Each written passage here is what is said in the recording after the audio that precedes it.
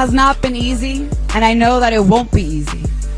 Because fascism is on the rise, Trump is in office. It's socialism in the motherfucking house! And it's got some in the media saying game over for establishment Democrats. The revolution is being televised. That's what I make of it. The Mamdani phenomenon is not a one-guy thing, and the roof is collapsing on the Democratic Party establishment tonight.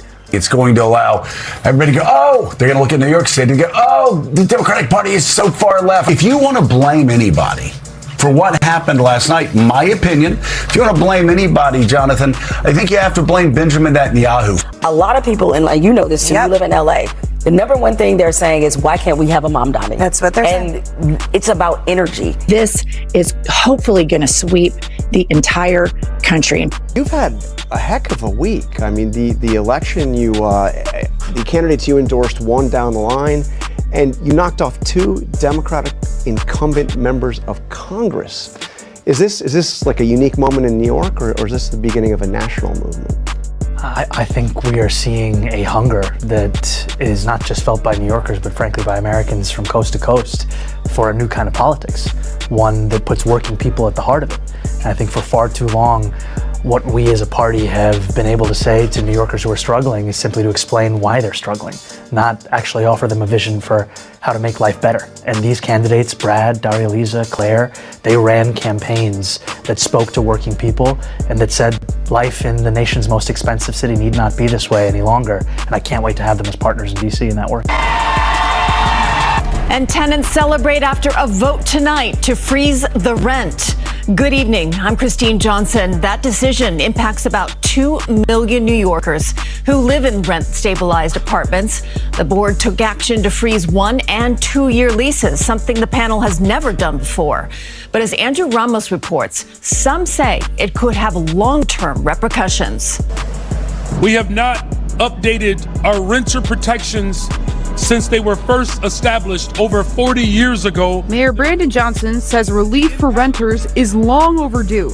He introduced the Protecting Renters Ordinance in the Housing Committee Monday. I feel like it would put renters in a much better place to where we're not fighting just to live safely. The proposal makes a host of changes, like capping security deposits at 1 month's rent, banning move-in fees, creating a registry of all rental units in the city, and requiring landlords to provide valid reasons when they evict or don't renew their tenants. How much real estate do you have?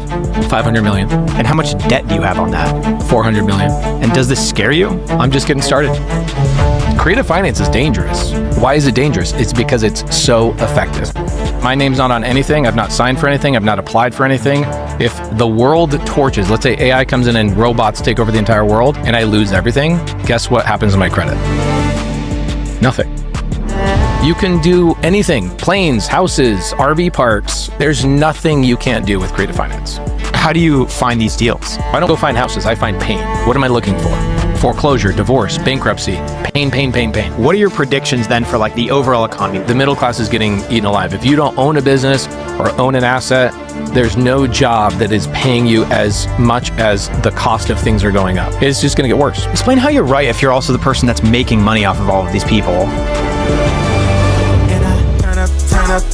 Turn up to another level. We gon' give him all the praise, cause it ain't nobody better. We gon' turn up to another level. And we gon' give him all the praise, cause it ain't nobody better. Can't help myself, can't help myself, I can't help myself. When I get to praising up in this place, I lose my breath, I lose my breath. I can't help myself.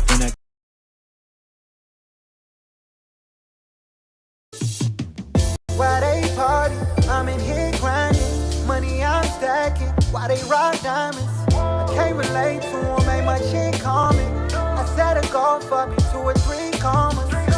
7 figures, 8 figures to 9 figures. On a slow pace to get rich quick. Same time we just think different. Cause when you make it, it hit different.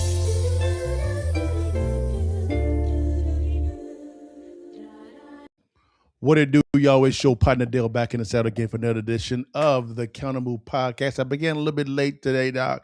Y'all don't shout me down, but if you could, guys, do me a quick favor, guys. Like, share, and subscribe. This is going to be a really good one, guys, today. I think you're going to realistically like it. I do. And I'm going to want you guys to pay real attention, and specifically the Republican Party, because I'm talking to Republicans this week. Last week, it was the Democrat Party. This week is the Republican Party. Okay, so if you are a conservative, independent, or Republican Party supporter, watch today's podcast. Okay, if you're a Democrat too, you can watch this one. It's all good. But all I'm saying is this here. Watch today. So guys, today, guys, we have a good one for you guys. Let me turn on my music, because you know I gotta have my music on a little bit. Y'all, here we go. Let's get it in. Hey guys, here we go. Here's our topics for today, guys. All right, if you don't mind. Number one. Oh, that's the wrong one. My bad, wrong one. Oh, my bad. Oh, let me go to the right one. My bad, guys. Oof. All right, guys. Number one, we're talking about 3 topics today. Number one, the socialist surge. We're gonna talk about how their message is resonating with some voters. Okay? And then we're going to unpack the ideology behind socialism.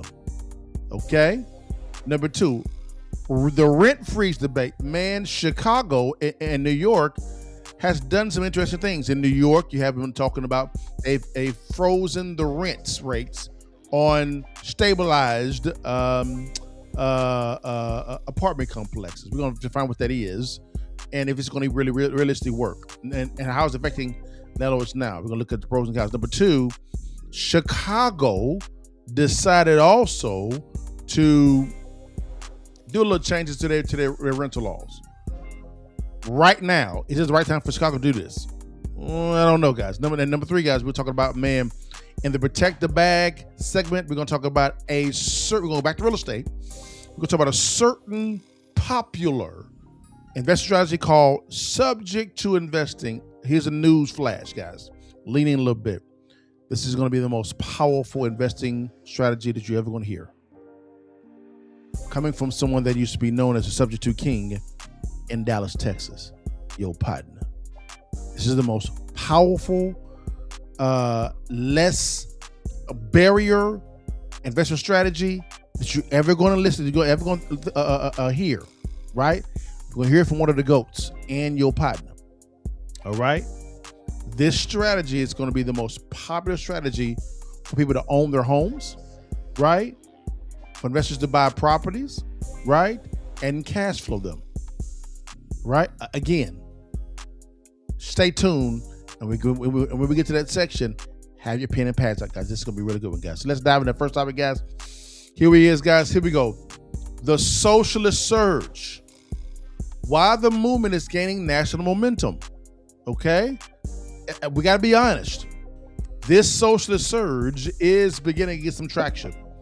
Do I know? I know why, and I'm gonna talk about why and what should be the counter to this, because socialism has been tried lots of times. It has a 100% failure rate. Let me say it again for the folk in the back row. Socialism has a 100% failure rate. It has never worked, no matter who was the lead PR agent or politician pushing it. It has a 100% failure rate.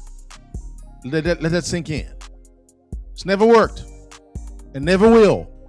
Okay, but again, here we go. Let's bring in right now the chief person right now when it comes to the socialism message.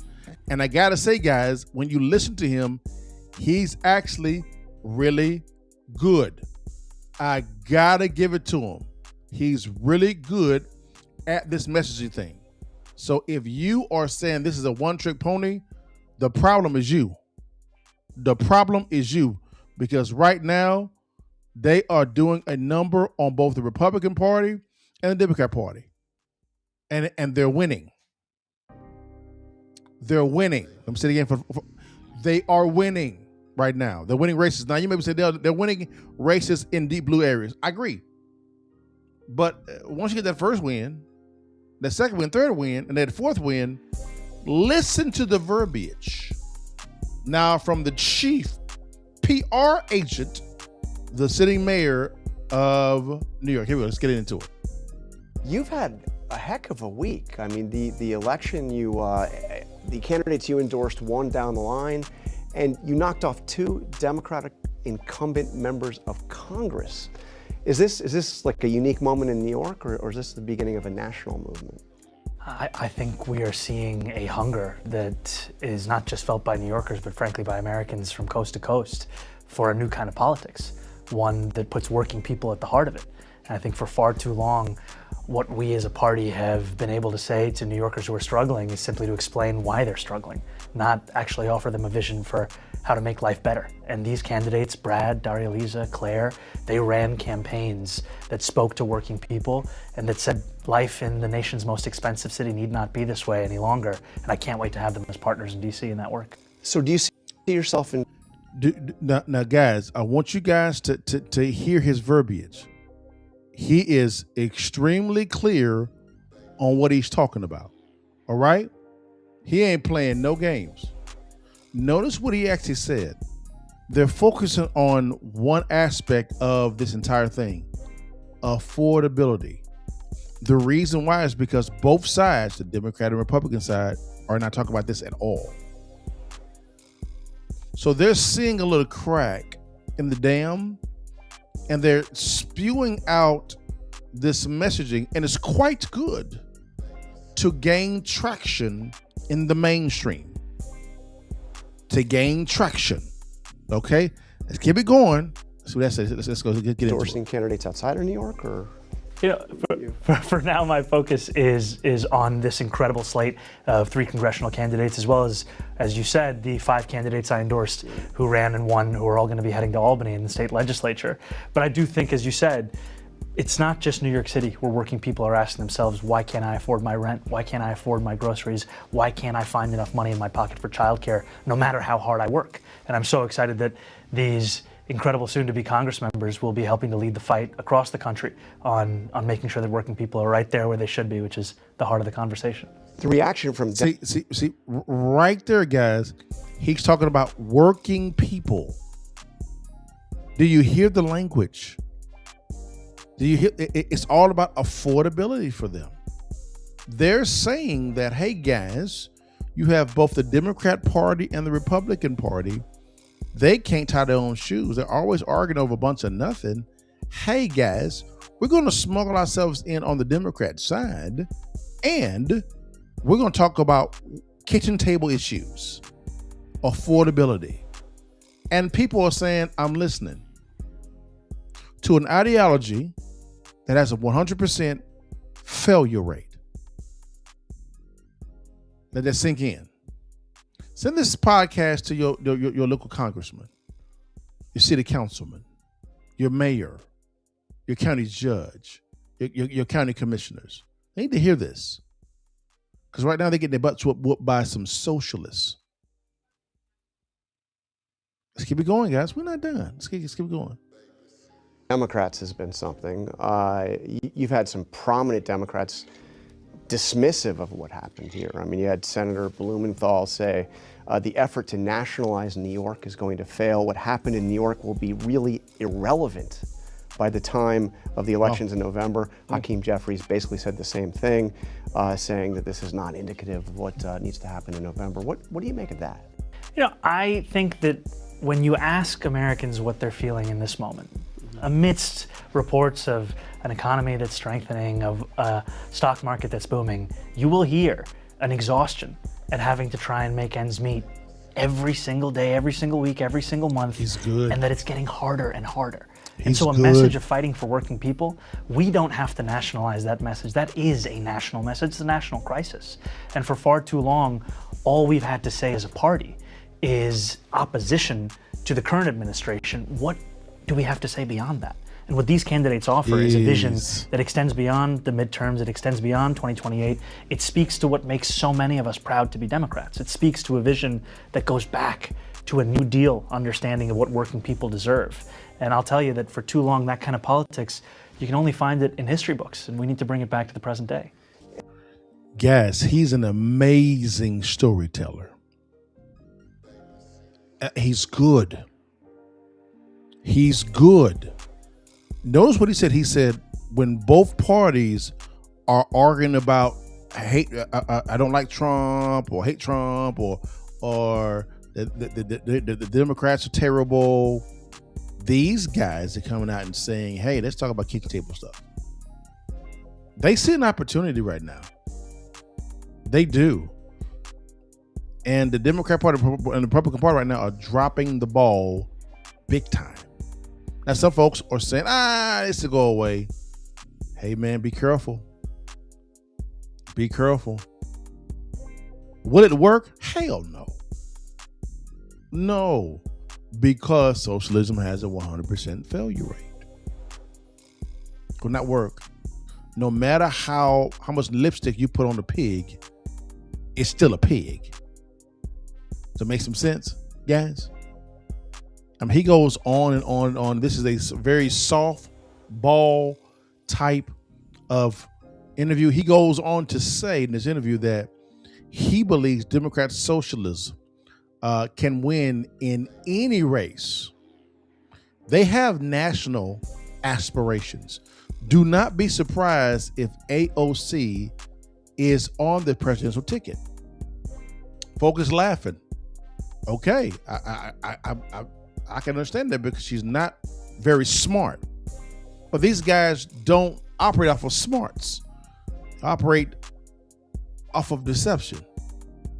Bait and switch. This is their tactic. They bring you in, right, talking about kitchen table issues to make you feel good, tickle your ears, right? And then once they get your vote, they come in and just wreck everything. You're going to see in a second. Don't you worry. We're going to unpack all this in a second, okay? But that is the head cheerleader right now of the Democrat Socialist Party right now. And they have really taken control of the Democrat Party. They really have. We have got to be honest real fast. That they're taking it over. Okay, give me one sec here.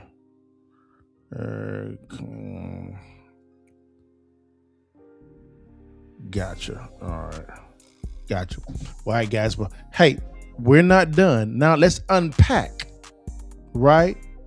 The Democrat Socialists, the policies, and see if they even make any sense. Then we're going to analyze the socialist voter. You're going to see a commonality on how they're talking. Well, hey, let's bring it in, guys. Don't shop me down.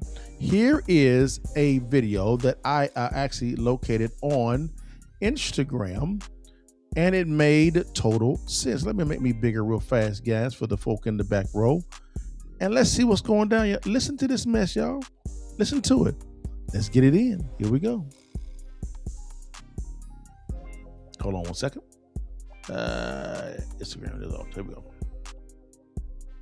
Proved me wrong. He did it. He balanced the New York City budget, closed a $12 billion deficit, and without touching the rainy day fund. I was ready to make the Tony gives Mamdani his flowers video. The engagement would have been incredible, except it's all a mirage. Here's the simplest way I can explain it. Imagine you have $12,000 in credit card debt. You call your parents and they send you $8,000. You push the minimum payments on the rest as far out as possible, and then you post on Instagram that you're debt-free. That's basically what's happening in New York City. The majority of Mamdani's budget closing came from an infusion of state taxpayer cash. Governor Hochul announced $4 billion in additional aid, bringing total pledged state support to $8 billion over 2 years. And then you have the pension gimmick. The budget saves $2.3 billion by simply delaying payments to public pension funds, by stretching them out likely well into the 2040s. So this balanced budget lasts 1 year. And Mamdani said he closed his budget without putting it on the backs of working people, but deferred pension costs, using one-off state money to fund permanent programs, and a $7 billion budget gap already on the horizon for next year. That's exactly where it lands. plans on the backs of working people, on future New Yorkers who had little to no say on any of this. I wanted to give him his flowers, genuinely. He handles social media very well. He excites young people about politics. I think both of those are good, important things. But a balanced budget built on a bailout and a gimmick isn't real fiscal discipline, and so none of us should pretend that it is. New York City is in rough shape, and throwing all of the blame on an inexperienced first-term mayor with a handful of months under his belt isn't fair. This is true, but I'm concerned that the pressure to perform will force him to continually take the small, short-term wins at the expense of New York's future, because he cares more about his perceived performance rather than the future that he is helping to build for our nation's greatest city.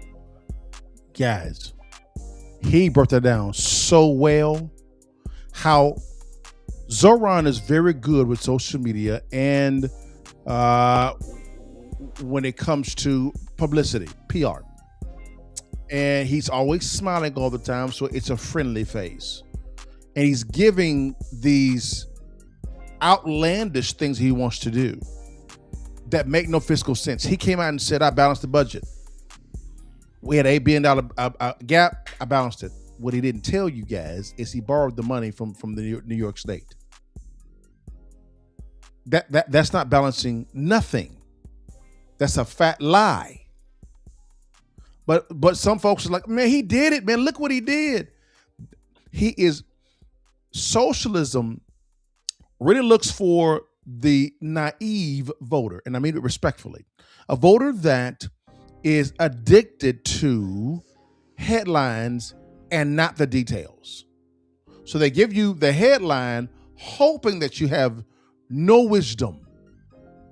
And folk fail for this. This was not a balanced budget. He borrowed the money from the state. That's called debt. Hello. Hey, but that's one. That's one. All right, guys.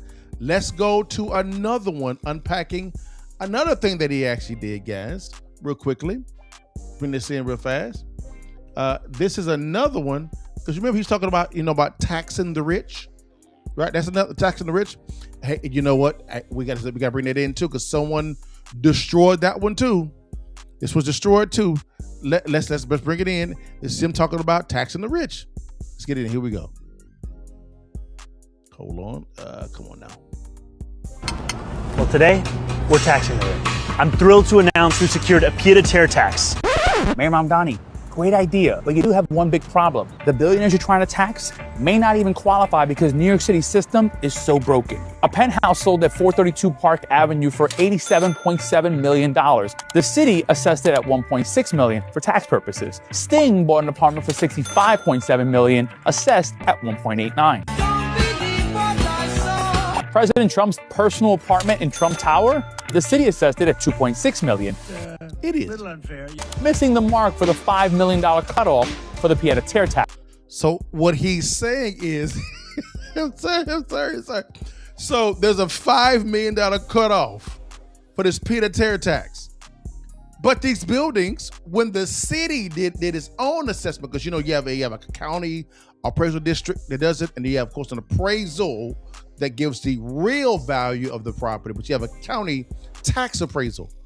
Well, these buildings, although the valuation is well over $5 million, don't meet the $5 million cutoff point. Let's keep going, guys. Let's keep going.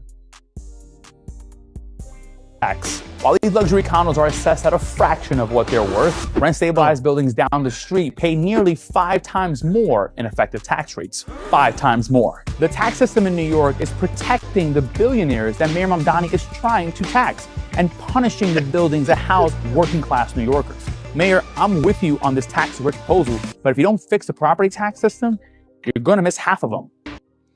Wow. So this dude is saying the people that he's trying to go after, Mayor Mamdani, they won't even pay this, because how the city assessed their buildings, it falls upon the $5 million threshold. But he told y'all he gonna tax the rich. Headline. Details is the key. Again, great PR on social media. horrible when it comes to details. That's socialism. I'm just saying, guys. Guys, we're not done. We're not done, y'all. Let's go somewhere else, guys. We're not done. And these are New York residents. These people that's not living in Texas or something. No. These people live in New York. Okay. Here's another brother came out. He calls himself the Progressive Action. He's actually pretty cool. I like him. I like him a lot. He gonna break it down to you or something else. Here we go, y'all. Again, details. Let's get it in real fast. See, y'all thought I was lying. The DSA had to come out and basically admit Zoran Mamdani taxing the rich was a scam. I'm the one who exposed it to make them tell the truth. Remember when I said this? Y'all keep hearing Mamdani and Hoku say, When I ran for mayor, I said I was going to tax the rich. I'm thrilled to announce we've secured a pied-à-terre tax. Pied-à-terre surcharge. This is an annual fee on luxury properties worth more than $5 million.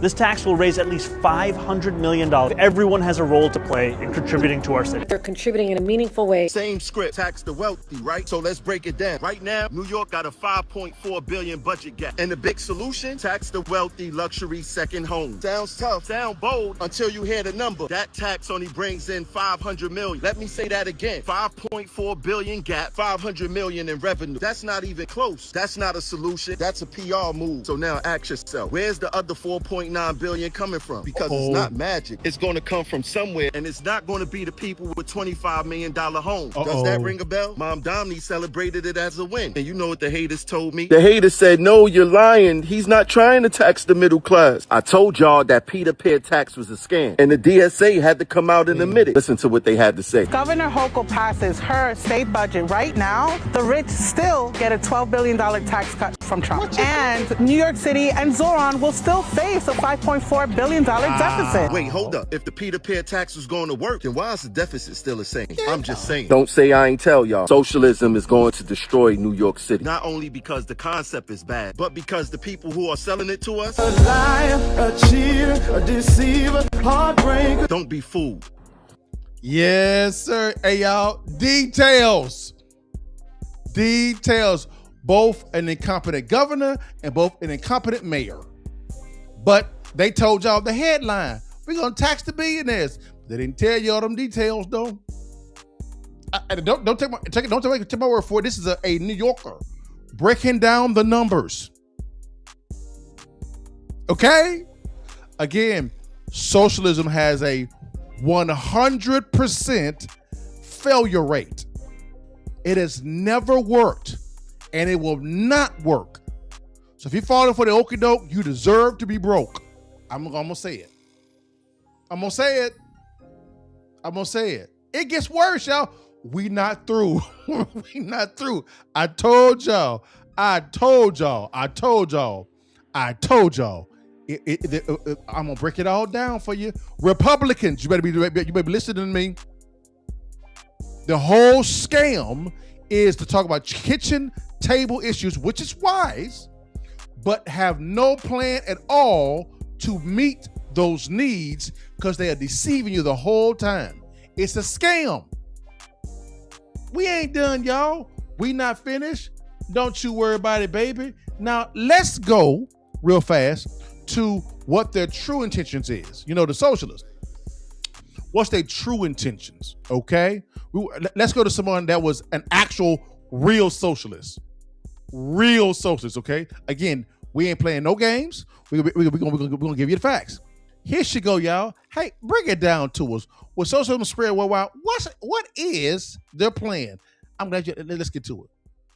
As a former progressive fundraiser, let me tell you, the socialist earthquake we saw last week in New York City and yesterday in Colorado is just the beginning. The far left has the energy, they have the base, and now they have the ability to compete in elections that we haven't seen in recent years. How do I know this for sure? Because I personally know many of the people behind this DSA wave. I used to work for the firm that raised Brad Lander millions of dollars. I trained other operatives at an organization headed by Daria Liza's campaign manager. Another member of Daria Liza's team and I worked together on a race in Illinois. Now, I have a warning for America. They aren't stopping in New York City or Colorado. What you just saw is a preview of what's to come. My journey with progressives began in 2018, and that cycle, we elected Alexandria Ocasio-Cortez, Rashida Tlaib, and Ilhan Omar. In my upcoming book, Nothing Left, out next month, I chart the party's evolution during these years. When AOC was elected, the party reacted by literally blacklisting any consultant that helped primary an incumbent. And so the progressive left reacted by building their own infrastructure. We trained each other. We recruited our own donors, our own billionaires. We created an extremely strong leftist network of organizations and consultants to help build electoral power. In reality, the Democrats' isolation strategy, it completely backfired.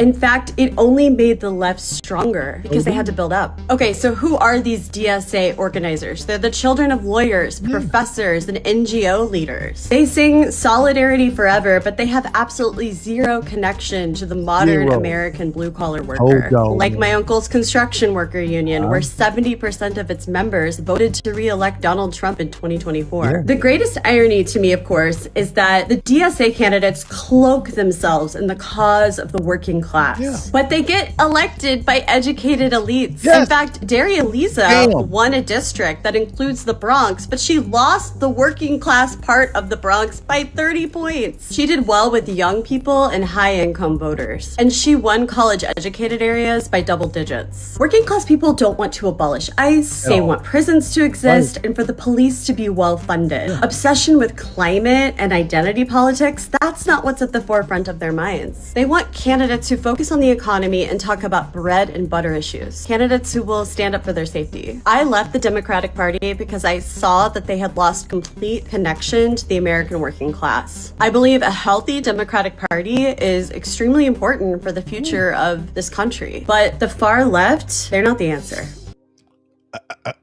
Hello? Hello? Democrats and Republicans. Are you listening to this? Are you listening to this? They actually have national aspirations. And right now, messing with us and kicking you behind. I mean, this is boots on the ground. Somebody they're trained with them. Boots on the ground, y'all. So I told y'all, man, this is not a game. This ain't no game, guys. They are coming. They are here. Now, again, we're not done. We almost there, y'all. Hang with your partner. I hang with your partner real fast.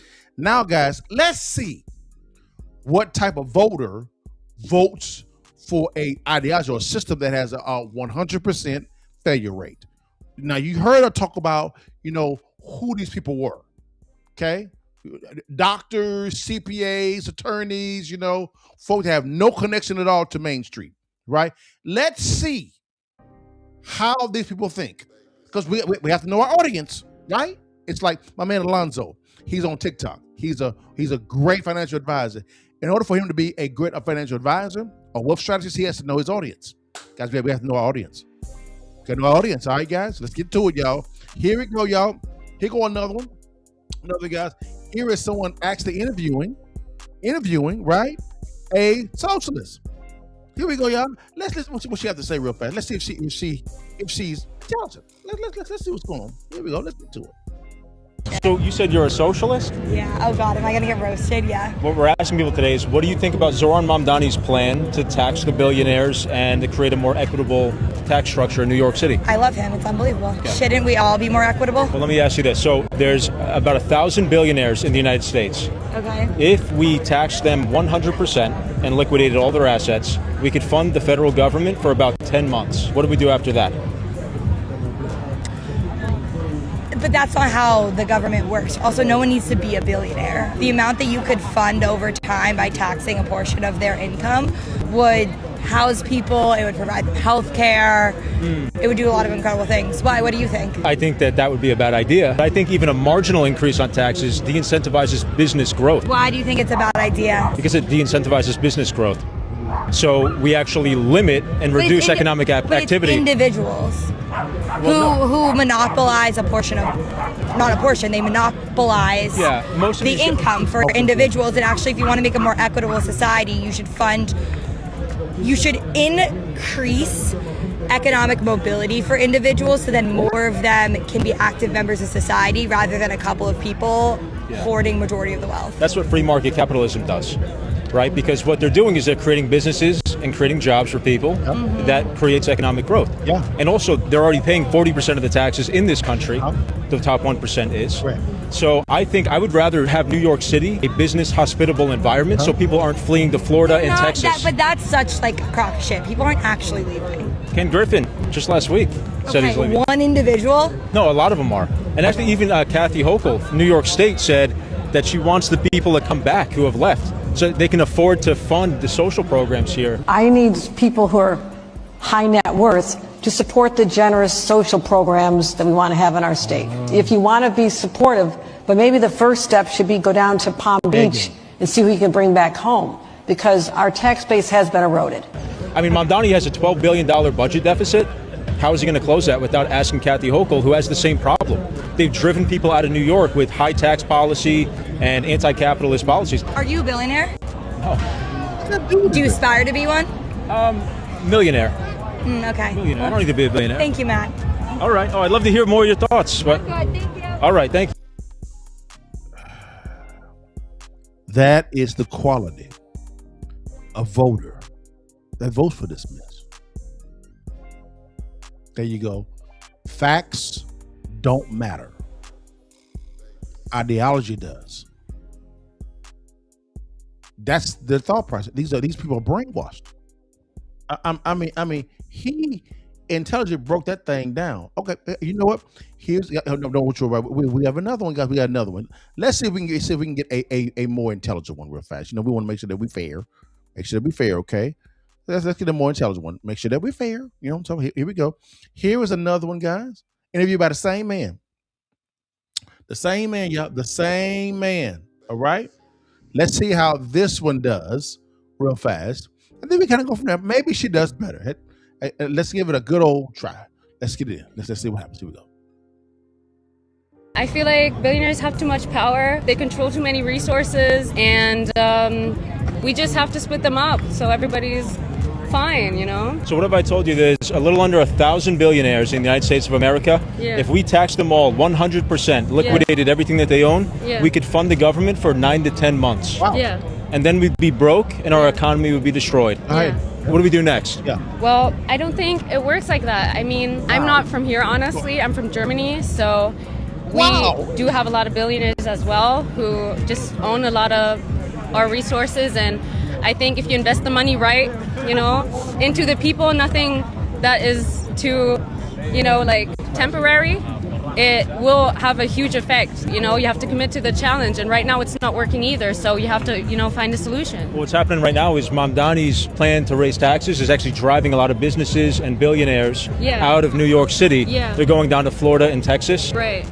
So how is that good for the city? How is that going to work? Well, I feel like the billionaires, even if they live in New York, I mean, they don't really do that much for New York, you know? They create jobs. They create jobs, but I think a lot of people struggle here with the jobs they have. Like, they don't make enough money. I think it's not as simple as just taking all the money. You have to reinvest it properly and wisely, and it will help, like, a lot of people here. What that involves is taking other people's money, the value that they generated, building a business or investing in something. Right. So if those people leave or if they stop, whose money are we going to take? Well, I mean, that's a good question, but I don't know. I don't think everyone will leave. And even if they do, like right now, they're not doing anything. I feel. Y'all, that wasn't better. I mean, Democrat Party, Republican Party. I'm talking to you. What are we doing?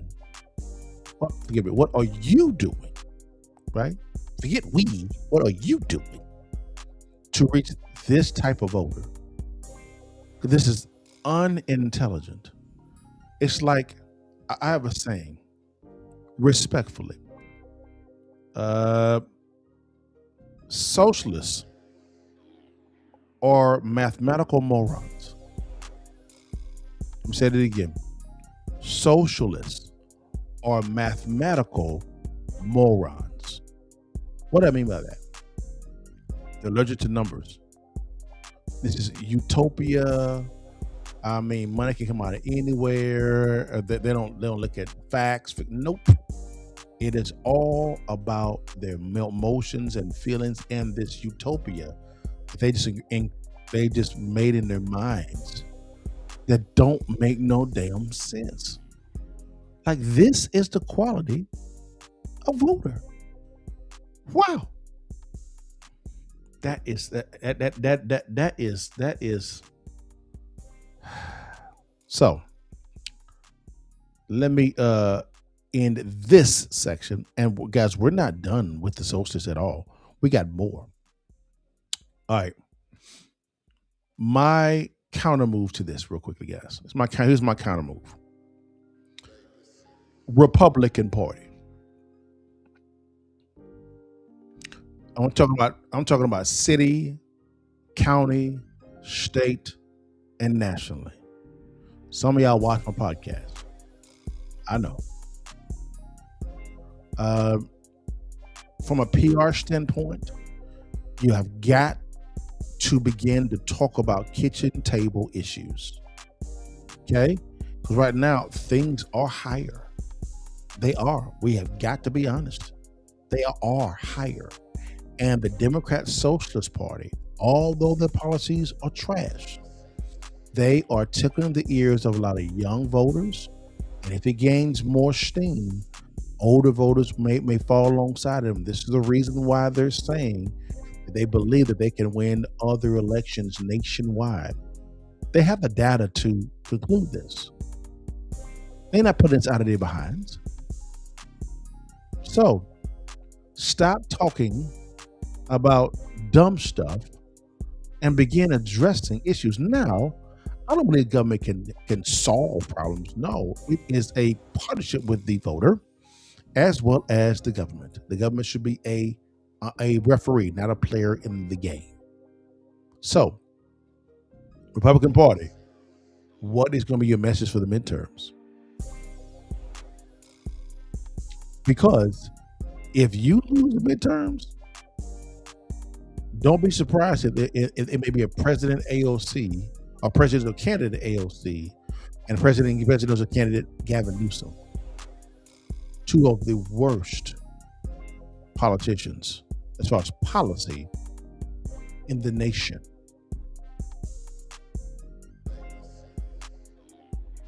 Okay? Get your head out your behind and begin to put foot to the plow.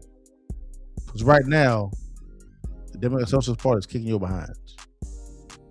And with ease. Okay? All right, guys? That's my solution. Better marketing, better PR. Now, let's go to our next topic, guys.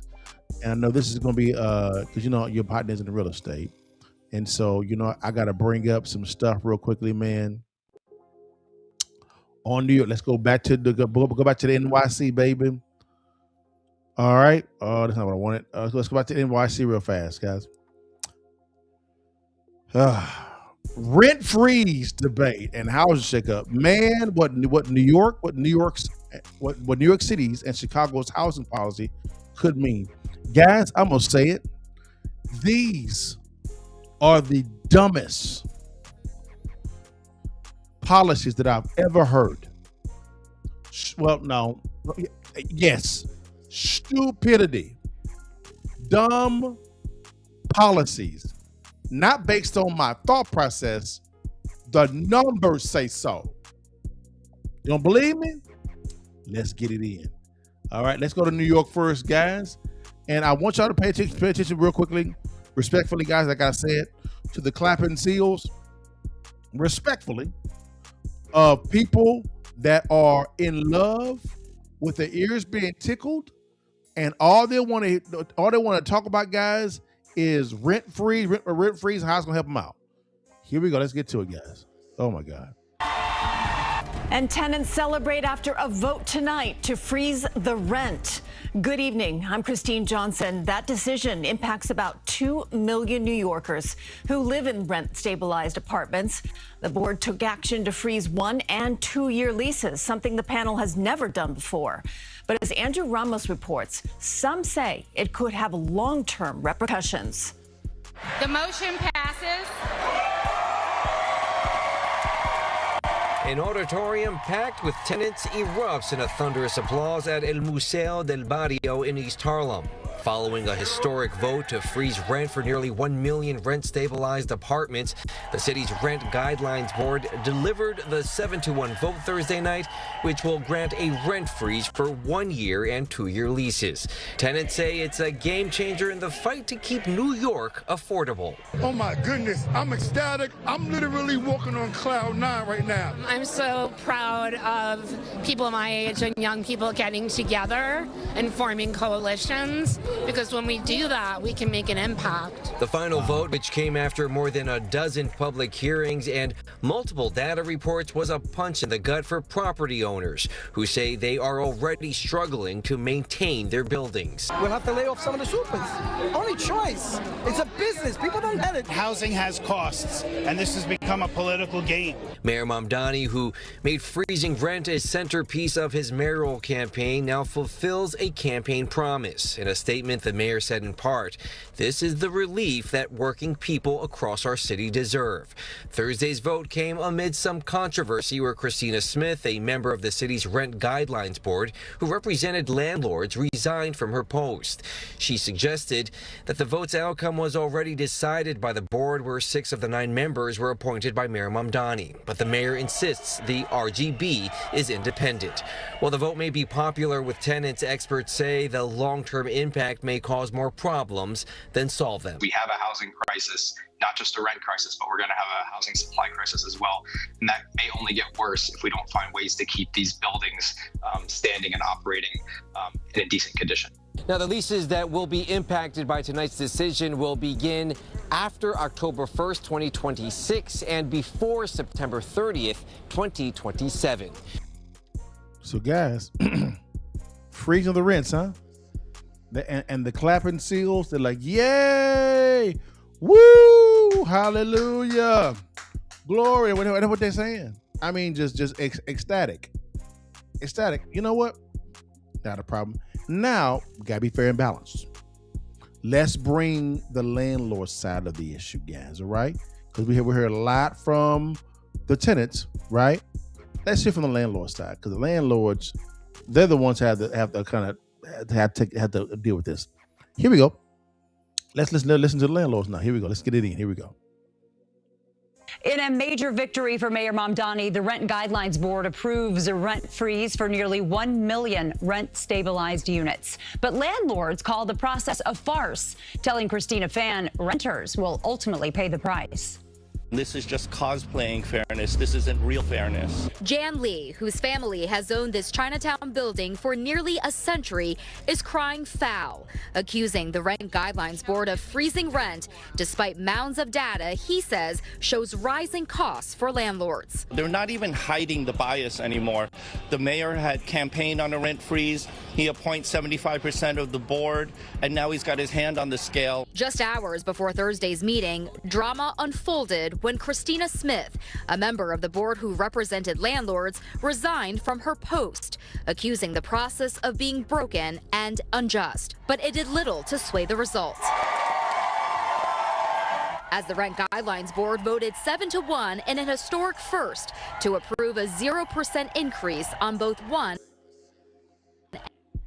and 2-year leases. Was necessary. They struggled to combat inflation. Cuts to social services. It's going to do so much to really affect my life in a good way. I feel very good because in New York, that's one of the biggest problems that we have. You know, rent is high, and we really needed it stabilized. Mayor Mamdani, who campaigned on freezing the rent, insisted the board's decision would be fair and impartial.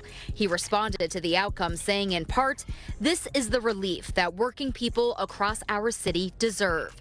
But Lee says it's renters who the freeze will ultimately hurt. Correct. If we keep eroding one side of the equation, something's got to give, and the people in those buildings are going to suffer. So there has to be some kind of fairness and recognition of the math. The freeze will impact more than 2 million rent-stabilized tenants throughout the city and will affect leases that begin after October 1st of this year. So, guys, I'm going to give you my thoughts in a second, guys. I'm going to give you my thoughts. But what I want to do is I actually want to bring in someone else real quickly. And I want them to walk through this, guys. Because, again, I'm going to give commentary. And with my discipline being in real estate, I think I'm pretty qualified to get my commentary. But again, facts and data here. Let's bring in also, guys, real quickly here. As you can see, you see the kind of the difference with the landlords are talking about, hey, this is a business, and guys, ultimately the renters are going to suffer, and I agree with them on this. And the renters are saying this is going to give me relief. All right, guys. Let's see if this really is going to give them relief. Let's bring in someone else real fast. Saw this video today to unpack the videos for us real fast, guys. Again, facts and data. Facts and data. Here is the breakdown of this rent freeze that Zoran Mamdani is saying is great for the working people. Let's see if he's telling the truth or lying. Here we go. Let's get into it. New York just froze the rent on 1 million apartments, and it just guaranteed the housing crisis gets worse. Let me show you the math. Wow. Last week, the Rent Guidelines Board voted 7-1 for a total freeze, a 0% increase on 1 and 2 year leases. Wow. First 2-year freeze in city history. It covers 1 million apartments and about 2 million people. Here is what nobody is telling the tenants celebrating. They froze the rent, but they did not freeze the owner's costs. This year alone, insurance is up 10.5%, fuel's up 11%, and operating costs are up 5.3%, and 31% over 5 years. The income is flat while the bills increase. What does a landlord do when the math does not pencil? They stop investing in the buildings. Correct. They don't fix the boilers. They don't fix the roof. Maintenance gets deferred, and the building slowly rots. 9% of these buildings are already losing money. This is exactly how you got the South Bronx in the 1970s. Wow. And here's the kicker. This freeze does not build a single new apartment. The real problem is a 1.5% vacancy rate, a supply problem. Freezing prices instead of building supply is not policy. This is government intervention, and government intervention has a 100-year losing streak. Freeze the rent today, crumble the building tomorrow, follow for the development math that nobody is running. I couldn't have said it better. Okay, lean in for a little bit, guys. Let me tell you what this realistically is. He broke it down very quickly, guys. Really good, guys. Come back to me real quickly, and then we're gonna go over to we're not done, but this is a property confiscation plan. Okay, this is a property confiscation plan, and they're using the law, codifying these laws. He's doing it as fast as he can before the midterms, right? That's what he's doing. And I'm gonna break that down here in a second. But let me say it again. This is a property confiscation plan. Okay, now we heard those numbers. Let's go a little bit deeper on the numbers. Okay, a little bit deeper on the numbers, right? Here's another video real fast on this, guys. This one is a little bit longer, but we're not gonna listen to the entire thing. But I want to listen to a little portion of it, and I think it does a really good job at breaking things down a little bit deeper. Because my man's in the previous video did a phenomenal job. Here it is. Let's get into it. Here we go. Let's go. New York, the Independent Rent Guidelines Board just froze the rent. That means if you're one of the more than 2 million New Yorkers who lives in a rent-stabilized apartment, your rent's going to be frozen next year. That's New York City Mayor Zoran Mamdani delivering on his campaign promise to freeze the rent. Starting October 1st, 2026, 1 and 2 year renewal leases on rent-stabilized apartments will be frozen, impacting 1 million units in the city. It's easy to understand why a lot of New Yorkers voted for this policy. Rent in NYC is notoriously unaffordable. The implication is that landlords are to blame. They're evil capitalists sitting on piles of cash, exploiting their vulnerable tenants. But the truth is much more complex. This March, I visited Jose Tor, a 31-year-old Cuban-American who's a landlord of a building in Washington Heights. He complicates this simple oppressor versus oppressed narrative Mamdani's team would like us to believe. Jose's grandfather, Jose Antonio Tor, came to America after escaping the Cuban Revolution. At 50 years old in 1979, he started over. He was doing a side job painting around the neighborhood, and a lady told him, hey, listen, you should stop by and take a look at this building because they're giving it away, essentially. Wow. He met with the owner and was able to finance the building. He eventually put down a $25,000 down payment and dedicated his life to these buildings. This is my grandfather and I, and we're replacing a large marble step here. This was about in 1999, so he would always tell me, you know, never do anything unless you do it with love and you really, really care about it. And he loved the work, but it was led by his passion. His grandfather was eventually able to buy another building across the street with 45 units, which is what Jose now runs. What year is this building? This is 1915. 1915. Yeah, so 100 years old. Jose is weighing whether he should stay and continue his grandfather's legacy or sell and get out, because he says years of oppressive housing policies, of which Mamdani's rent freeze is just the latest and most extreme, are pricing him out of the family business. In 2019, for example, a tenant protection law passed in New York State, capping the amount landlords can raise rents on rent-stabilized apartments at 2%. Today, the tenants will win. Thank God. Yeah. The problem is that most rent-stabilized apartments have the same tenant for decades and are in need of serious repair. This is how he left the apartment, yep. Which we cleaned it up a little bit, but you can see how terrible of a tenant the guy was. Well, no appliances. Did you have to take them out after he left? Were they destroyed or? They were destroyed, roach infested, they served no use. Right, and then like bathroom isn't usable, kitchen's not usable. If an apartment was rented for, say, $800 back in 1970, raising the rent to just $816 a month in 2026 would make it impossible for landlords to cover their expenses. So instead of fixing them and bringing them back up to code, landlords will lock the door and never rent them again. Have you gotten quoted for what it would take to bring this apartment back on the market? Yeah, I mean, on a very low note, doing the minimal amount of work, probably $30,000. You have 45 units? Right, yep. How many of them are empty like this right now? 6. 6. Yep. As we've reported in the Free Press, an estimated 50,000 ghost apartments currently sit empty because of this law. In a city experiencing a housing crisis where 50,000 ghost apartments. That goes on and on and on. This is ridiculous. Okay, now come back to me for a brief second. Let me cook.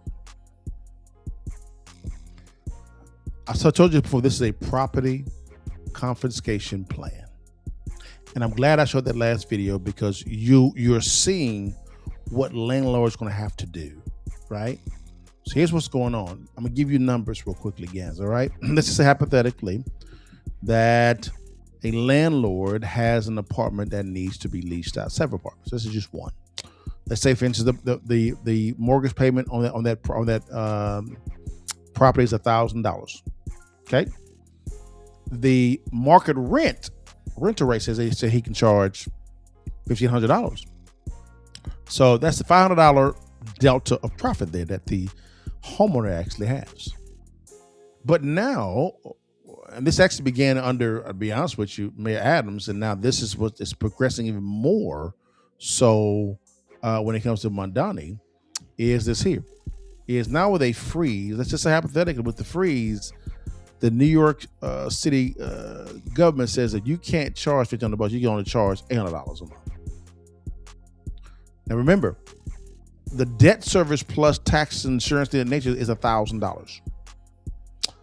The market rate says he can charge $1,500. So he would have made $500 profit there. The city says you can only charge $800. So he's losing $200 per month. Now, what will happen if a landlord or a business is not making any money? It begins to shut down, right? So as this landlord just said on the screen, He said that he has 6 vacant. He would have to shut the doors, and that'd be it. And because they have no money to keep up with the maintenance, pay contractors, pay property managers. They have nothing to pay. So they walk away from 1 unit, 5 unit, 10 units, all of a sudden 45 units. Now, the entire building is now vacant. Now what happens is the lender says, we got to foreclose on property because the landlord stopped paying the mortgage because they can't afford to maintain the building. What happens? Well, it goes into foreclosure, and guess who's going to be the only bidder in town to get the property? The city of New York. The worst landlord in the state of New York is the city of New York. They'll be the only game in town bidding to buy the property. Which was the plan from the get-go. Remember, socialism is about government controlling the means of production and services. That's how they do it legally. Now, what can a landlord do? Simple. Get out. Get out of New York. You've got to go. Get out. It's time. Just saying. Now, we're not done. Now let's bring Chicago to the front of the congregation. And the second worst mayor, I'll say he's the worst mayor in the United States, is Brandon Johnson. This guy's so bad, man. He is terrible. He's a terrible mayor. It's Chicago, and they're doing some housing law adjustments. Let's get into it. Here we go. Okay, so the city says they're going after non-transparent junk fees and landlords who are evicting tenants without good reason. But on the flip side, many owners argued that ultimately the city can't make housing more affordable by making it more expensive to provide housing. Sad. No vote was taken today, but that didn't stop a crowd of staunch supporters of the protection. Notice how they're saying housing is a human right.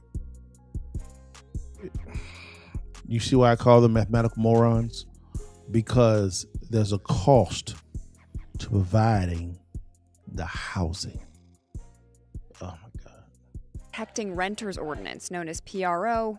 The rental registry will make ownership and repeated violations easier to track. And gives the department the power to hold bad landlords accountable. From turning out to say that times have changed. And the protections for renters need to change too. We will build the new housing our city needs, but we must ensure new investment creates opportunity and not displacement. The ordinance would require landlords to provide a valid reason before evicting a tenant or declining to renew a lease. The city argued some landlords use evictions as a tool for displacement and gentrification. In certain cases, landlords would also be required to provide relocation assistance. It would also require annual registration of all rental units. The city says smaller landlords would pay less than large corporate ones. The fees would be capped at $60 per year per unit. The ordinance also creates a new body responsible for complaint processing, investigation, and coordinating enforcement. The city says they hope to level the playing field for small landlords. We're focusing on the owners and not holding the renters accountable. But today, several small landlords spoke out against the PRO. You don't make housing more affordable by making it more costly to provide it. Critics contended that the per-unit fee would make apartments less affordable and worry that the just cause eviction requirement could force landlords to renew leases for problem tenants. We're only asking for input. We want to provide proper housing. I think the big concern that we have is what big companies are buying property by the thousands, keeping those property empty, evicting people, left and right. Committee on Housing and Real Estate Chairman Alderman Byron Sigcho Lopez told me he hopes to put the ordinance in front of full city council for a vote in the fall and stressed this is still a draft. So we're trying to incorporate feedback. The city says about 54% of Chicago households are renters. Now, if this does pass, Erica, it would go into effect in January. Whoa. 54% of Chicagoans are renters? What the hell? Oh my God. And then notice how they're trying to use the corporations are buying a whole bunch of properties and then force people out. No, they're not. No, they're not. There's very rarely any type of developers really buying or investors buying in Chicago because the regulations suck. Do you see how deception? I will never invest in New York City or the city of Chicago. Never. And I actually got a table of properties. We're talking about huge apartment complexes. Huge. To buy Chicago. I said no. Nope. Won't do it. Won't touch it. Why? It's Chicago. No. But 54% of all of the citizens in Chicago are renters. That breeds for me bad policies. It's not attracting home ownership type of desires. Now, remember, this is what Chicago is doing. Now let's really look at the books of Chicago and see if this is really what they should be doing. Again, property confiscation is the key. And I'm going to tell you why in a second. It's diabolical. Let's get into it. Here is my man Anton Daniels. He's been covering this like a pro. And let's bring him in to the worst mayor in the history of the United States, Brandon Johnson. Let's see what he has to say about this, guys. And we kind of go from there. Here we go. This is him talking about a budget shortage. Wait a minute. It's a budget shortage? Yep, let's get into it. Here we go. 2026 mid-year budget report so that the public can see and better understand where we stand financially. I do want to talk through the report, and I want to make sure that we speak in a very direct and a blunt way. Last year, during a very difficult budget cycle, our administration held the line against austerity and proposed a budget built on structural progressive revenue. We challenged those at the top and those who benefit the most from our economy to finally pay their fair share so that we can continue to invest in the needs of working people. Hey, stop the cap. What is the number?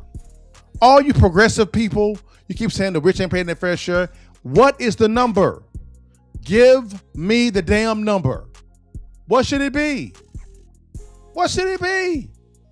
And it's always the billionaire fault or the landlord's fault. It's never on anyone else, not the government. They ain't spending too much money or they ain't taxing too much. It's on the billionaires and the landlords. Man, trash, man. I digress. Here we go. That approach was not just my call. It came directly from what we heard from residents across the city during our budget engagements. Trash. It was also reinforced by the findings of the Chicago Financial Future Task Force. We also know that credit rating agencies have consistently raised concerns about relying too heavily on speculative or one-time funding sources. And these are certainly risks that manifest as a result of that propensity. Our goal was to build something stronger, more stable, and more honest for the long term. But corporate-aligned members of the City Council chose a different direction and adopted their so-called alternative budget. And throughout that process, we raised concerns about the assumptions in that plan, not to oppose for the sake of opposing, but because Chicagoans deserve honesty about the risks of budgets that rely on fines and fees. Last December, we warned that some of those revenue sources would not perform as the caucus members or city council members that were more aligned with the interests of corporations. Now, halfway through the year, we are seeing those warnings come to fruition. Gaps have emerged due to the regressive revenue options that members of the city council that were more aligned with corporate interests put forward. Their incomplete and inconsistent assumptions have been unfounded. So what Brandon Johnson is trying to communicate to you guys is this. Chicago, midway through the 2026 year, is short $130 million. Now, I've always said, and I've talked about the fact that Chicago and a lot of other cities, including Los Angeles and Denver and Jersey City and so on and so forth, are mismanaging the budget. They have more debt than they can control. Credit rating agencies, which he addressed right here, are actually downgrading the credit of the city themselves, which is causing the city residents more money. And what's going to happen is they're going to basically have to raise your property taxes. We are releasing the 2026 mid-year budget. So again, guys, so Brandon Johnson thinks it's a great idea in the midst of the city having a budget shortfall of $130 million, that it's time to change the rental laws to make it more one-sided toward the tenants. Just because they want a more progressive type of code. That's it. And they keep saying that the landlords keep on charging these obscene fees, provided no evidence of that at all, period. What is the play? Simple. Okay, let's get rid of intern real fast. And here is the play for what's the play here? Their play, guys, is very simple. What Chicago wants to do is Chicago know there's a budget shortfall. What they want to do is raise taxes on the middle class, right? Because they have to. And number two, if they have to, do the same play that New York is doing, which is what? Property confiscation. Why is that so important to a city like them that's ran on socialist policies? Simple. It marries with their ideology, number one. And number two, they can now become landlord to all of the apartment complexes, which brings in what? More revenue. What's that revenue, Dale? Rental revenue. And because they are inept when it comes to real estate investing, right, or developing, those properties will be uninhabitable, because they will not be able to maintain, or will not maintain the excellence of that building. They won't do it. So what should you do in Chicago? Get out. Get out of Chicago. Let them have it. Let them eat themselves. Get out. You gotta go. You gotta go. Because these guys are moronic. It don't make no damn sense, guys. But all I'm saying, guys. Well, all right, guys.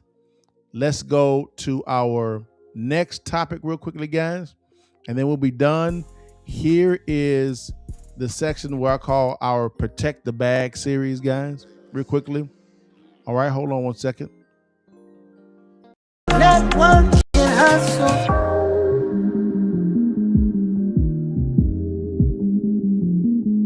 This is our Protect the Bag series, guys, real quickly. And we're going to talk about a topic that I love talking about. It's called Subject to Investing. Okay? The lucrative business model of subject to investing. Now, what is subject to? I'm going to bring in the GOAT to explain this to you guys. And I'm going to let you know why this type of strategy is going to become the best way, one of the best, top two ways of becoming a homeowner. What's number one to me? Lease to own. And I'll go over that next week. Okay. Number two is going to be subject to investing. All right. So let's bring in Pace Morby. I think he's the GOAT of this type of strategy, even though I am good too. All right. Let's bring him on real quickly. Pace is going to break it down for us, guys. What this is very succinctly. Then I'm going to give you guys some commentary on it, guys. And then we shall be done. All right. Thanks for rocking with your partner, man. Let's get it in. Let's go. Pace Morby, thank you so much for coming on the Iced Coffee Hour. First question, how much real estate do you have? About $500 million. And how much debt do you have? Probably about 400, between 350 and 400 million, something like that. And give the best pitch to the viewer right now why they need to listen to this episode. Right now is the #1 time in all history where you can get free RV parks, free car washes, free houses. Sellers are in distress. They can't get rid of their properties because the market won't gobble them up. And talking about creative finance and buying creative finance allows you to buy them. Yeah. How is it free? It's free because right now I've got a agent right to our right that has a seller that can't get out of their house, right? They're locked in for whatever reason, lost their job. They can't make next month's mortgage. So I take the house mortgage over and then I turn around and hand it over to the particular house right here is Oxford House. I'm handing it over in a sublease to a government paid program called Oxford House. They pay the mortgage plus $2,000 a month. So I net $2,000 a month on a house I didn't have to qualify for. And how much of your real estate was bought using creative financing? 100%. So what you're arguing is basically you're able to better capitalize on this real estate asset than the current owner would. Correct. So why would they not just go around and do the exact same thing that you're doing? I asked the seller that a couple of days ago. I wish I could bring the agent up here, but the agent was right there with me in the living room. And I said, you could just do exactly what I'm doing. Call Oxford House. They'll take the house. They'll lease it from you. They'll pay you $2,000 a month more. Why would the seller not want to do that? Because they're not landlords. They don't want to deal with that stuff. They have stress and all this cortisol pumping through their veins. All they want to do is get rid of the payment and not have to think about the house anymore. So they pass it on to me because I'm willing to do that. So all of this hinges on the idea of what we call creative financing, right? That's like a non-conventional way of borrowing money in order to buy an asset like a house, a boat, a car, RV park, whatever it is. How much of your $500 million of assets has been creatively financed? 100%. 100% of it? 100%. I mean, I'll do a refinance like after I've owned something for 7 to 10 years and I'll use a bank on a refinance, but I'm not using a bank to qualify for the loans. So how much of this $400 million of debt is owed to banks as opposed to just like random people? Probably 20 million to banks and 350 to 380 million dollars is owed to sellers. So does this not concern you at all? Because we talk to other people that have a ton of real estate and they have like 50% debt, 50% equity. You have like 80% debt. If the market goes down 20%, it's all wiped out. You're basically at zero. In what way? Market value. And the market's going to force me to sell an asset that's cash flowing? Well, I'm talking market value. I don't pay my bills with market value. You don't pay your bills with market value. That might be my net worth, but I can't go pay my grocery bill with that. There's not like a debit card that says, here's your net worth debit card, go buy groceries with it. That's correct. You pay your groceries with cash flow. I don't have time bombs. I have permanent debt with sellers that don't have time bombs. So nobody's calling my notes due. Nobody's telling me I got a balloon. I don't have a maturity date.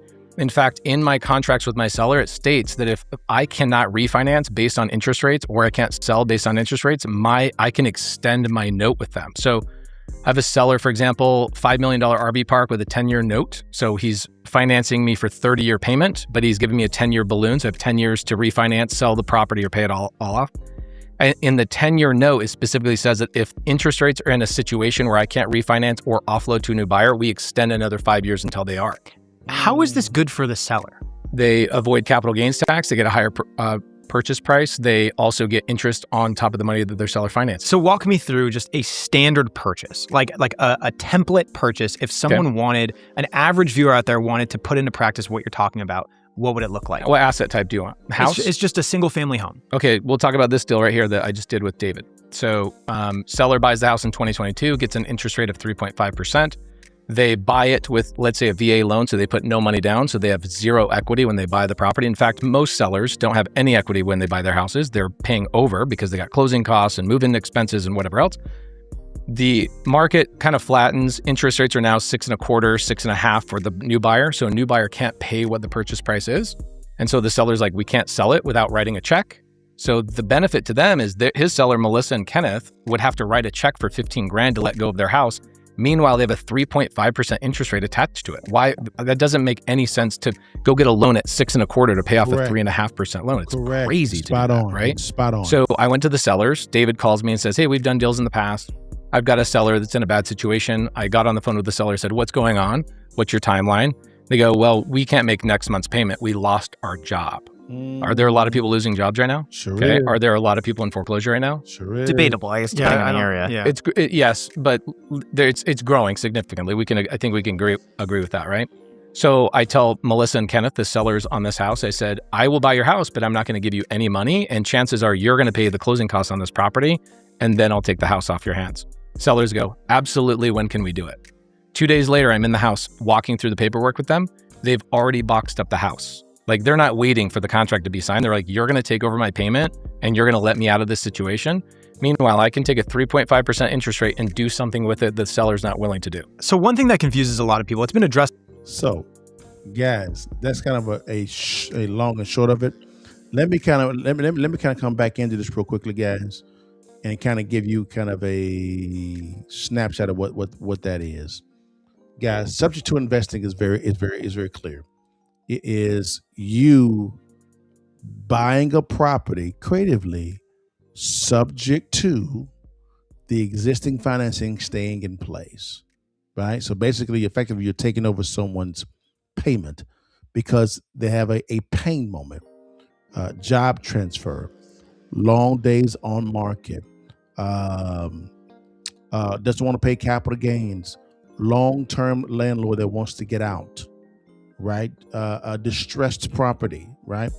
There's several different pain points that Pacer's talking about when it comes to subject to investing. You want to fish for those. Now, what are you doing? Typically, you're taking over a property that has little to no equity, which is okay. But what's happening is you're getting it at a great interest rate of 2.5%, 3%, right? You can't find that at all if you buy a new property right now. Looking at 8 paper, 720 credit score, you're looking at maybe 6.25%, 6.5%, right? So that's crazy town, right? You can take control of that property and you can do a lease option to end buyer. You can sell and finance the property out if you do it right. You can do a variety, which just means you become someone's bank. You can do a variety of things by acquiring a property this way. Guys, I bought millions of dollars worth of homes, guys, in 08, 9, 10, 11, 12, 13, 14, 15, 16, guys, for $0. I bought 8 properties at one time. Well, I said four, and it was 4 a week in 1 week and 4 like 2 or 3 weeks later on. So really 8 properties in 1 month, subject to, right? And I took over the payment of all these homes in 3 different states, and the rate was 2.5%. And I paid $0 out of pocket. This right here is one of the most powerful strategies you can use when it comes to real estate to build wealth, right? But also to buy your initial home. What's more wiser for you to go out and borrow the debt from a Bank of America at a 6.5%, 7%, 8% interest rate, right?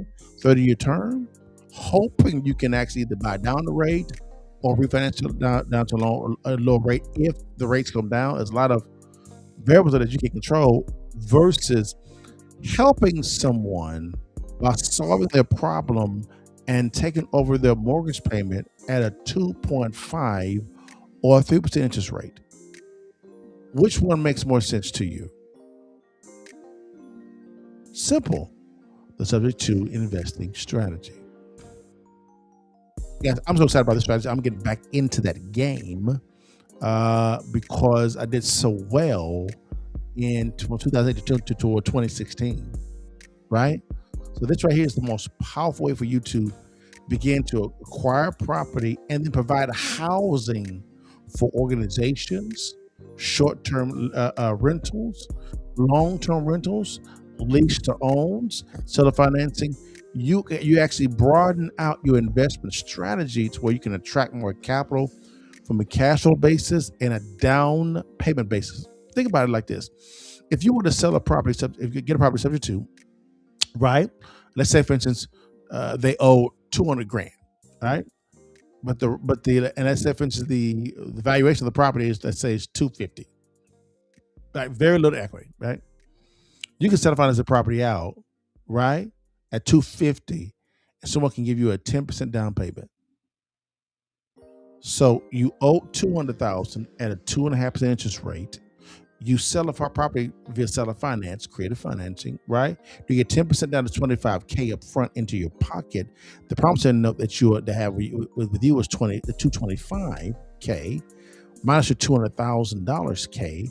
You have a 25% delta there in equity there. Hello, or you can do a lease to own scenario with that same structure. You see how you can acquire a lot of properties in a fast amount of time by mastering this strategy. So make sure you with someone that knows what you're doing.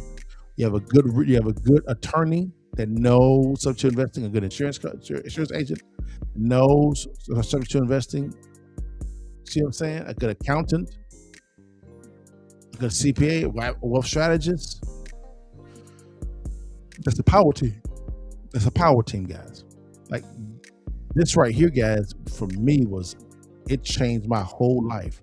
I made so much money in subject to investing. Oh my God. Oh my gosh. So I'm getting back into that, guys. Because right now it is ripe for this type of strategy right now because people can't sell their homes. On days on the market, job transfer, don't want to pay capital gain taxes. You have a lot of older generation landlords may own them free and clear, but they're looking to get out of the landlord game, and walks you. Do you see how searching for pain can provide can make you a whole bunch of income on it fast and ongoingly? It's called cash flow. The most powerful word in business is cash flow. All right, guys. Because I hope to help you out a little bit, guys. I've had a lot of fun doing this, man. Oh, I guess so. I guess tomorrow, Cliff and I will be doing Real Estate Friday Live tomorrow at 5 p.m. CST. It's a little bit of a sneak peek of what we're going to be talking about. Here we go. Let's get into it.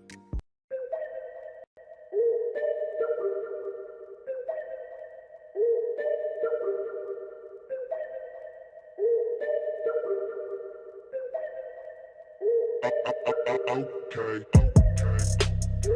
Sir, there's a GC right there, Cliff. Yo.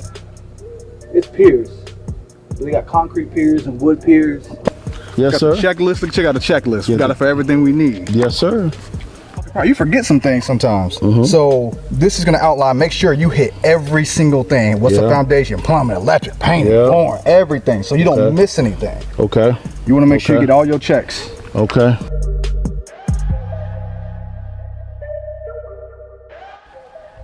I want to introduce you guys to Cliff Hunter. Cliff is a world-renowned flipper. He actually flips. He's also a GC as well. He's a good contractor. When it comes to all of our renovations, all over the nation, you'll talk to this guy right here.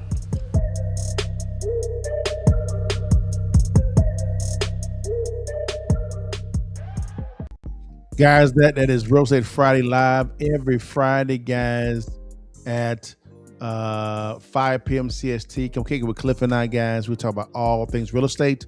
It's called The Investor's Edge, cryptocurrency, and a strategy you can use immediately. We're going to talk about something a little bit more important tomorrow, most likely renovation, guys. We're going to talk about renovation techniques, guys, which is really good. Also, guys, real quickly here. Also, I am relaunching the Accountable Podcast interview series, guys. Here is a little bit of a sneak peek on what that will look like as well. Here we go. Let's get into it. One of the many questions that I receive is, Liddell, how do I get into those rooms? Well, this interview series is just for you. So welcome to the room. We on now. Let respect us cause we on now. Money up, run a whole town, don't we? This power money can't slow down. Money won't slow down.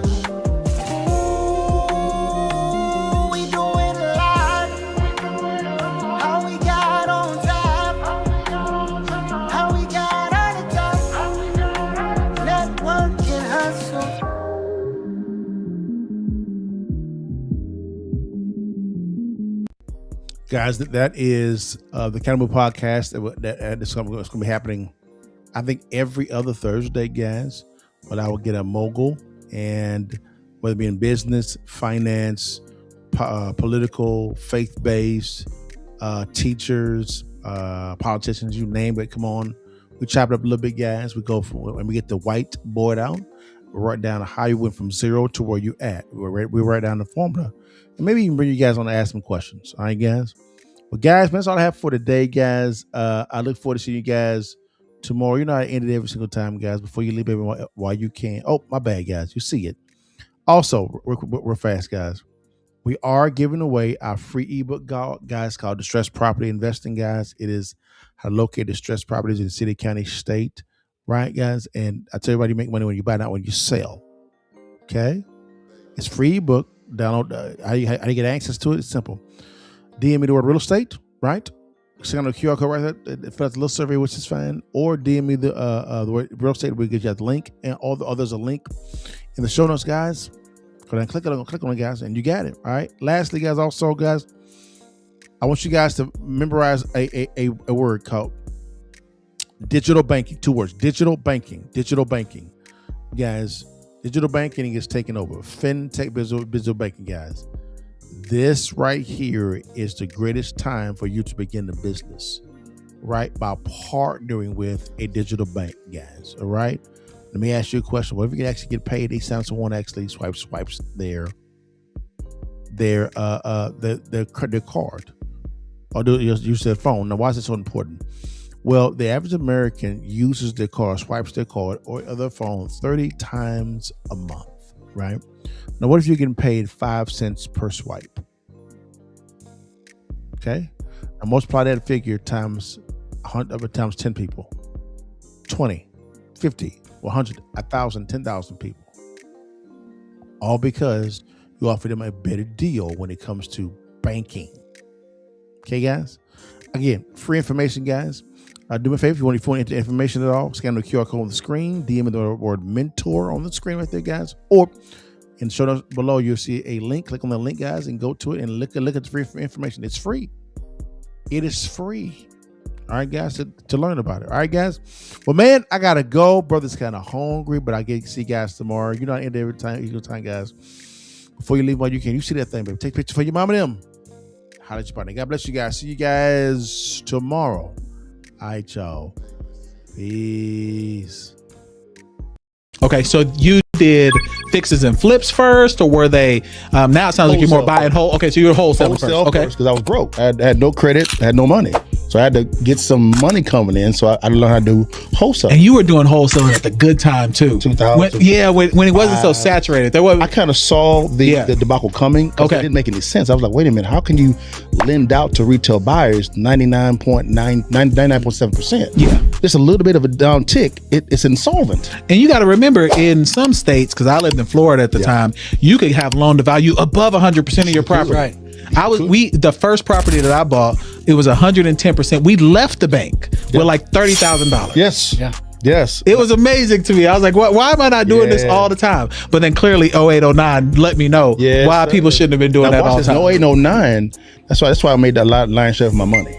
Wow. Okay. Actually running from the cows, I was running to it. Of course. Because I saw it was coming. Okay. A lot of my business colleagues back then were buying flippers. Yeah. Mm-hmm. I didn't think it was wise for me to share 50% of my profit with Uncle Sam. He didn't do no work. Okay. So why would I give him free money? Of course. Okay, how can I make sure I'm still legal, but keep the lion's share of the cash flow? Of course. So I began studying the tax code with my accountants and CPAs, and I said, okay, I'm going to buy a whole lot of properties. Now watch this. I actually buy a lot of properties. And I take home money when I actually acquire it every single time. Okay, you need to break that down just a little bit. If you'd like to learn how successful real estate investors make money when they acquire real estate and not when they sell it, click on the link below, swipe up, I'll DM me the word real estate to download our free ebook, Distressed Property Investing. The blueprint is in the ebook. Stay blessed. I'll let your partner and download the ebook today.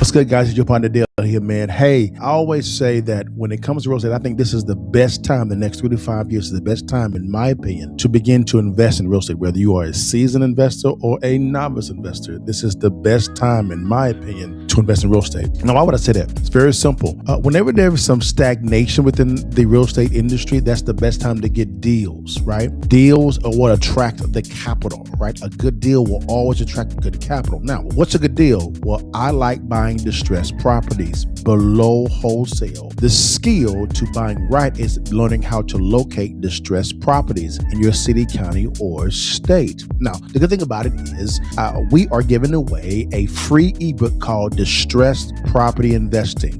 We talk about different ways of locating distressed properties in your city, county, state, what to look for, who to call, things of that nature. It is free. Once you master this type of skill of locating distressed properties, you'll never be broke ever again because good deals attract the right capital. All right, guys? So to get the free ebook, click on the link below, scan on the QR code here on the screen, or you can DM us the word real estate and my team will get you out this free ebook. Again, it's completely free. Just want to get you this information so you can begin to get the bag while buying real estate. Stay blessed and holla at your partner.